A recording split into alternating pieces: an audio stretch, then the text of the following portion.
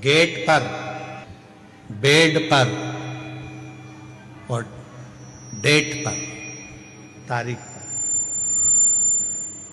तुम्हारे दुख के समय पर, तुम्हारी तकलीफ के समय पर, तुम्हारी कष्ट के समय पर जो खड़ा है, समझ लेना कि वही तुम्हारे लिए हितैषी है और वही शिव है। वही हितैषी है, वही शिव। परिवार बहुत बड़ा है, रिश्तेदार बहुत सारे हैं, पूरा कुटुंब भरा पड़ा है, पूरा घर भरा पड़ा हुआ है, पूरे नातेदार रिश्तेदार कुटुंबी परिवार, नाते रिश्ते कुटुंब परिवार ढेर भरा पड़ा हुआ है, सारा घर बड़ा पड़ा हुआ है। पर दुख की घड़ी में, दुख के समय पर,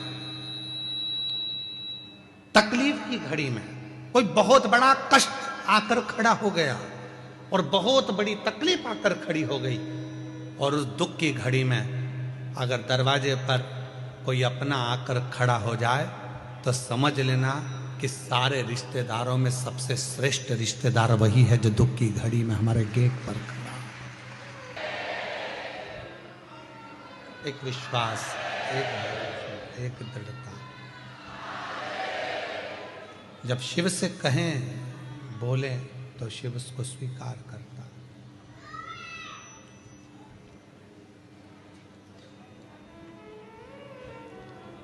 गेट, बेड और डेथ,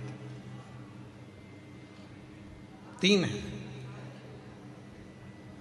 दुख के समय पर कोई तुम्हारे दरवाजे पर खड़ा है तो समझ लेना वही तुम्हारा सबसे ज्यादा श्रेष्ठ हितैषी है, वो पूरा विश्वास के साथ खड़ा हुआ।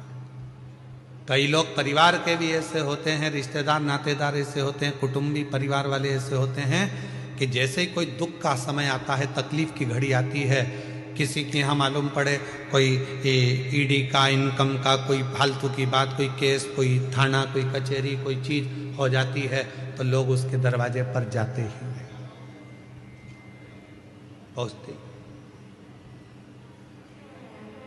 तुम्हारे दुख के समय पर अगर कोई गेट पर खड़ा है, तुम्हारे साथ खड़ा है, समझ लेना कि वही शिव है, वही श्रेष्ठ है।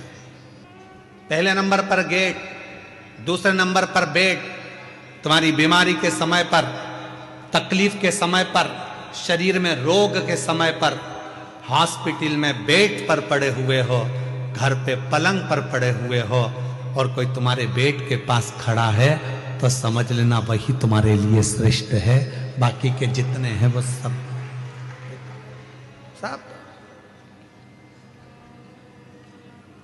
श्रेष्ठ वही है।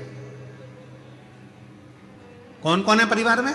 तो कहा मेरे 4 मामा जी हैं, 3 मौसी जी हैं, मेरा 4 बेटे हैं, 4 बहुएं हैं, मेरी लड़की दामाद 3 है, 3 मेरी बेटी हैं, 3 दामाद हैं, दामाद के बच्चे हैं, मेरा देवर है, देवरानी है, जेठ है, जेठानी है, और मालूम पड़ा शरीर में कष्ट आ गया, रोग आ गया, हॉस्पिटल में पड़े हो, और हॉस्पिटल में पड़े हो और मालूम पड़ा एक दिन भी अगर परिवार वाले तुम्हारे बेड के पास आकर खड़े नहीं हुए, तुम्हारे दरवाजे पर आकर खड़े नहीं हुए, तो वो रिश्तेदार किस काम के? और कोई दूसरा हॉस्पिटल में बीमार व्यक्ति अपने मरीज को देख रहा था और साथ में तुम्हारी भी देखभाल कर रहा है, तो उससे बड़ा दुनिया में कोई नहीं हो सकता। वो बेड के पास खड़े होकर तुमको नहीं। परिवार इतना बड़ा, घर इतना बड़ा, कुटुंब इतना बड़ा, रिश्ते इतने सारे, पर गेट पर, बेड पर और डेट मतलब तारीख, कहीं कचहरी में तारीख चलती है, कहीं कोर्ट में तारीख चलती है, कहीं दुख की तारीख होती है, कहीं तकलीफ की तारीख होती है। परिवार वालों से कहा हमारे ऊपर ये ऐसे ऐसे तकलीफ है, अपन उस तारीख को वहां चलेंगे, तुम हमारे साथ चलना, अपन उस तारीख को वहां चलेंगे, तुम हमारे साथ चलना। कोई उस डेट में खड़ा नहीं होता तो रिश्ते नाते कुटुंब कबीले किस काम के, परिवार किस काम के? गेट, बेड और डेट, ये 3 ऐसे हैं। दुख के समय पर, तकलीफ के समय पर कोई यदि आपके साथ दरवाजे पर खड़ा है, बीमारी के समय पर कोई आपके पलंग के पास खड़ा है और कोई तारीख पर आपके साथ खड़ा है, तो समझ लेना कि आपका अपना है, आपका कष्ट है, आपका कोई दूसरा नहीं है, वो श्रेष्ठ है, वो श्रेष्ठ है।